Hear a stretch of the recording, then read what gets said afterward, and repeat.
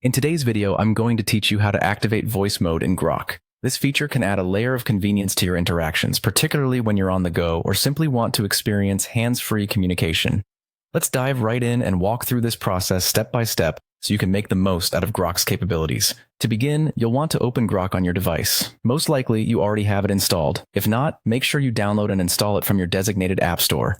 When opening the app, ensure you're logged into your account. If you've never used Grok before, you might need to set up a new account, but today, we'll assume you've already got that covered and are ready to go. Next, you'll need to start a new chat within the app. Navigate to the chat section or tab. This is usually pretty intuitive to find. Simply tap on the option to create a new chat and get ready to explore the voice mode feature. Once you've started a chat, keep an eye out for a microphone icon or a specific voice mode option displayed somewhere in the chat interface.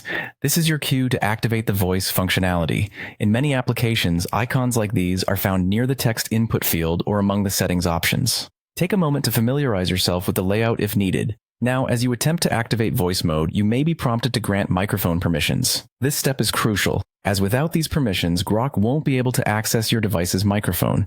When you see a pop-up asking for permission, go ahead and allow it.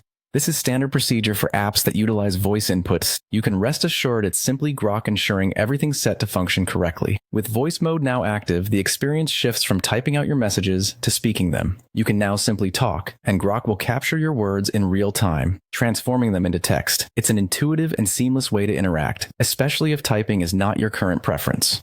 Should you need to adjust or disable voice mode, find the same microphone icon or voice mode setting to toggle it back off. Adjust settings as necessary to suit your requirements and keep exploring other features that Grok has to offer. And there you have it. You've just activated voice mode in Grok, a feature that can significantly enhance your messaging experience. With practice, you'll find this method both efficient and effortless. Thanks for following along, and happy chatting.